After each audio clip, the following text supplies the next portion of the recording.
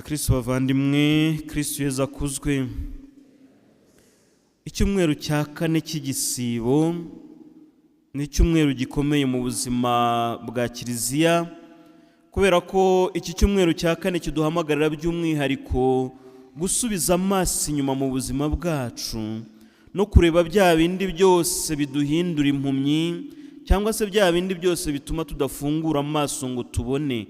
Aha nkaba ntavuga amaso y'umubiri gusa, aya ngaya dukanura tukareba, ahubwo nkavuga by'umwihariko amaso y'umutima, ya yandi atuma ducengera, ntitugume gusa ku byo tubonesha y'inyuma, ahubwo tukagera no ku mutima wa mugenzi wacu. Aya maso y'umutima niyo twese dukeneye, aya maso ya roho niyo twese dukeneye, kugira ngo tubashe kureba hirya y'ibigaragarira y'umubiri, tubashe kumenya igikenewe, tubashe no kumenya uko twitwara. We Yezu Kristo tumaze kumva muri Ivanjiri yariho yihitira, ariko guhita kwa Yezu si uguhita gusanzwe. Yezu Kristo ntabwo atambuka agenda gusa, ahubwo Yezu Kristo atambuka areba.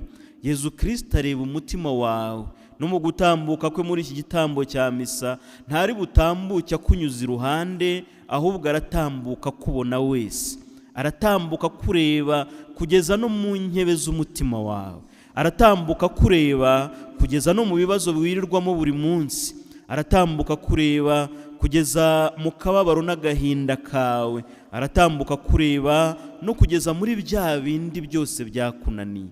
Yezu Kristo rero iyo atambuka ntahita nk'umugenzi, ahubwo iyo atambuka ahita nk'umwami, kandi umwami utugabira ibyo dukeneye byose. Yezu Kristo kandi atambuka nk'Imana umuremyi, ntabwo atambuka nk'umuntu gusa, ahubwo anatambuka nk'Imana umuremyi, kubera ko ari we jambo waremeshejwe byose, akaba aza no gusanasana bya biremwa byashangutse cyangwa se bya biremwa byasabitswe n'inabi n'ikibi. Niyo mpamvu mu gutambuka kwe aza akabona uyu muntu wavutse ari impumyi. Uyu muntu wavutse ari impumyi navuga ko bose bari bamuzi, abari batuye aho yari ari bose bari bamuzi, benshi ndetse banamubonaga asabiriza, yirirwaga yicaye aho ngaho asabiriza, ariko uburyo bo bamubonaga butandukanye n'ubwo Yezu amubona. Hari igihe dutambuka twe twibwira ko tubona abandi, ariko mu by'ukuri twarahindutse impumyi tutareba. Yezu Kristo we rero amubona ku buryo bwe, akamubona mu byo akeneye, akamubona mu bukene bwe. Yezu Kristo yatambutse nguko uko akubona, akubona muri bwa buzima bwawe bwa buri munsi, akakubona mu byo ukeneye byose, akanakubona no mu gahinda no mu marira yawe ya buri munsi, ariko akanakubona no mu byishimo byawe, aho uba wahiriwe, aho uba wabonye inyungu mu byo ukora, aho ngaho Yezu Kristo naho arakubona. Uyu rero we akaba yarakeneye kubona, yarakeneye kubona kubera iki? Kubera ko yari ariho ari mu mwijima. Mu isomo rya kabiri ndetse no mu isomo rya mbere twumvise ibirebana, mu isomo rya kabiri by'umwihariko Pawulo mutagatifu yatubwiye ibirebana n'uyu mwijima, abagendera mu mwijima, ati mwagenderaga mu mwijima, ariko ubu ngubu mwabaye urumuri. Ntabwo avuga ngo ubu ngubu mwabonye urumuri cyangwa se mufite urumuri, ahubwo mu bwanyu mwabaye urumuri.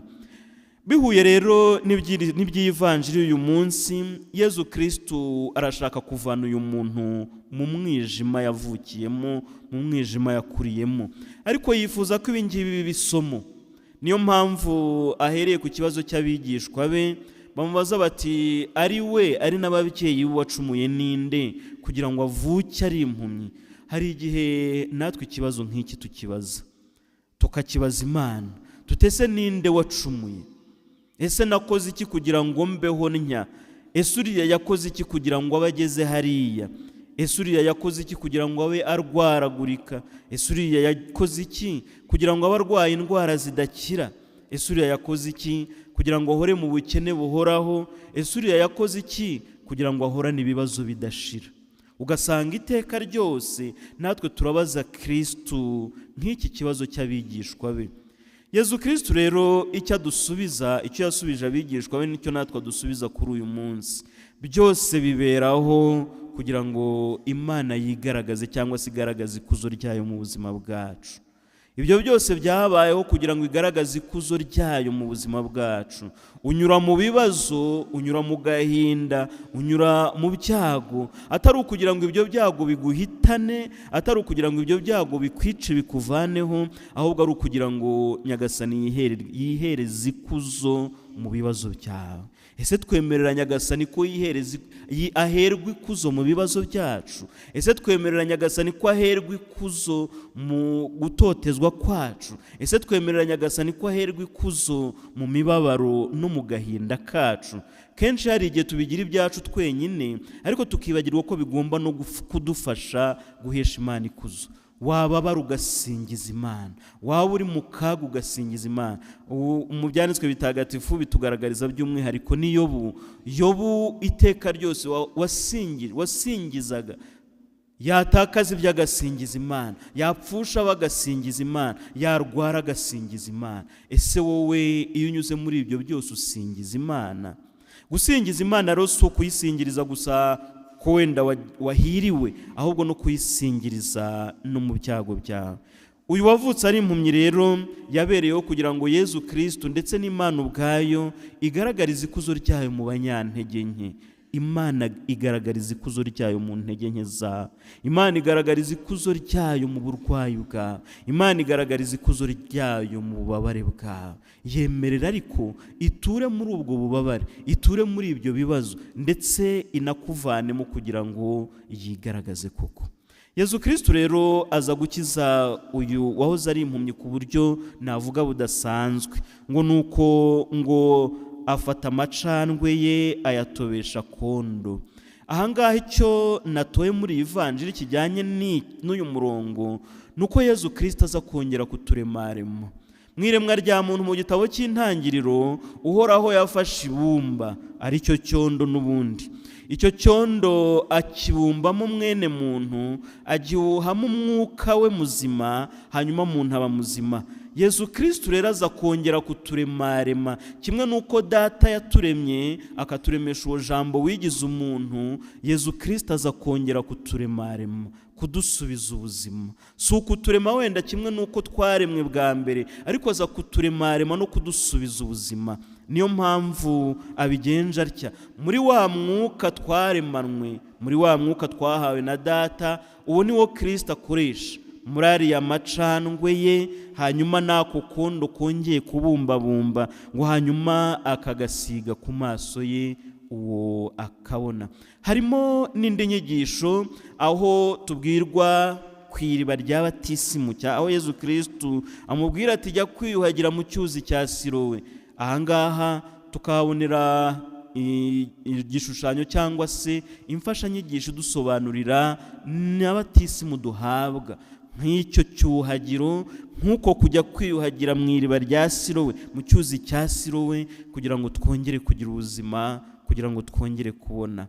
Ibintu bibiri by'ingenzi rero hano tugomba gufata n'ibyo. Yezu Kristo aza turemarema, ariko Yezu Kristo anakoresha ibimenyetso ariyo masakaramentu kugira ngo adusubize ubuzima, by'umwihariko isakaramentu rya batisimu ridusubiza ubuzima twaremanywe.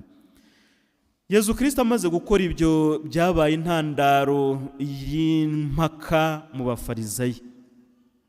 Abari barabonye uyu nguyu asabiriza, wenda bifuza gukomeza kumubona asabiriza, hanyuma ibyago byabo byo kumubona yigenza, byo kumubona abona wenyine.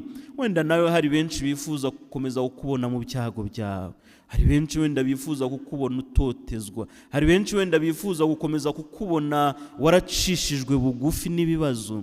Ariko Yezu Kristo aturenze ibyo byose kugira ngo adukize amenyo y'abasetsi, ndetse anadukize uruvugiro rw'abatwanga, kugira ngo atuvane mu menyo ya ba bandi baduseka, kugira ngo atuvane mu maso ya ba bandi baduha urw'amenyo. Uyu rero amaze gukira, abo ngabo navuga ko wenda batanabyakiriye neza, nibwo baje kubwira aba bafarisayi ngo nabo bamushyire mu nteko, bamushyire mu rubanza, bamubaze uko byagenze. ubuhamya bw'uyu muntu wavukanye ubumuga ni ubuhamya bugomba kuba ubuhamya bwanjye nawe. Atanga ubuhamya bukomeye, aravuga ati jyewe icyo nzi nuko wankijije ari umuhanuzi. Ese wowe wagukijije ninde? Ahangaha niho nawe wakwibaza ngo ese ngiye mpamya Yezu Kristo ku buhe buryo? Yezu Kristo mpura nawe mu ijambo rye, Yezu Kristo mpabwa mu masakaramentu matagatifu, by'umwihariko mu isakaramentu ry'Ukaristiya, ese mbasha kumuhamiriza abandi ku buhe buryo? Ese utinyuka kuvuga nk'uyu nguyu utari yarigeze abona uti icyo nzi nuko uwo nahuye nawe ari umuhanuzi? Guhamya ibya Kristo rero bisaba ubutwari. Yarazi neza ko ashobora gucibwa, yarazi neza ko ashobora guterwa amabuye, ndetse yanasutswe hanze. Navuga ngo baramuhohoteye bamusuka hanze, ni ukuvuga ngo baramushushubikanyije bamuruha hanze. Iyo uhamya ibya Kristo ugomba guhora iteka ryose witeguye no kunyura mu bigeragezo nk'ibi. Ukumva ko nusukwa hanze kubera Kristo bizakubera impamvu nziza y'ibyishimo.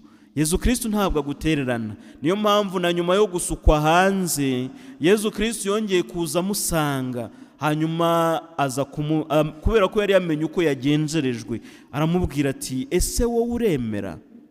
Ese wemera umwana w'umuntu? Yezu Kristo aza nawe agusanga.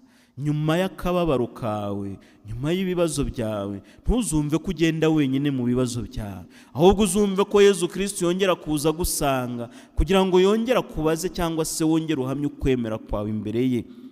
Uyu wavukanye ubumuga yaramubaza ati umwana w'umuntu ninde Nyagasani? Nuko Yezu aramubwira ati n'uwo muri kumwe. Nawe arapfukama aramuramya ati Nyagasani ndemera. Uyu munsi ibi byacu mu gitambo cya misa kiri bukurikireho barakira wenda n'abigishwa kuri iki cyumweru. Uyu munsi barahamya ukwemera kwabo. Natwe twongere dusubire muri ya masezerano twagiranye na Nyagasani mu gihe cy'ibatizwa ryacu. Twongere tumubwire tuti Nyagasani turemera, Nyagasani ndemera. Kimwe n'uyu wavukanye ubumuga tumubwire ko twemera. Twemera atari uko turi abahanga kurusha abandi, twemera atari uko turi ibihangange, ahubwo twemera kubera ko tuzi aho twahuriye nawe. Ntabwo wemera kubera ko usobanukiwe wenda kurusha abandi, ahubwo wemera kubera ko ufite ibihamya by'aho wahuriye na Kristo, ufite ibihamya by'ibyo yakoze mu buzima bwawe. Mu isomo rya mbere twumvise ko Nyagasani atarobanura ku butoni. Ntabwo areba ubuhanga n'ubuhangange, ntabwo areba uburanga, ahubwo Nyagasani areba umutima. Uwo mutima niwo yifuza kumwereka. Mwereka umutima wawe kuri uyu munsi, kandi umwemerera gukure mu mwijima, agushyire mu rumuri, ariko nawe aguhe kuba urumuri muri bagenzi bawe. Dusabirane muri iki gitambo cya misa.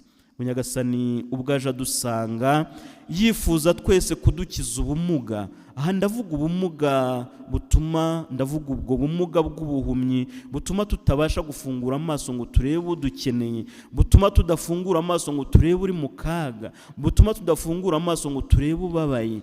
Ubwo bumuga butuma tudafungura amaso ngo turebe umuvandimwe tumugirire impuhwe. Tumusabe natwe ngo abudukize, adukize ikibi cyose, atuvane mu mwijima, aduhe urumuri rwe, natwe dushoboze kubera abandi urumuri. Nyagasani Yesu nabane namwe.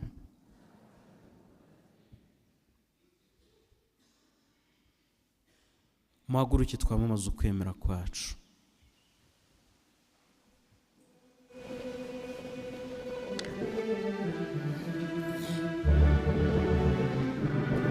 Ndemera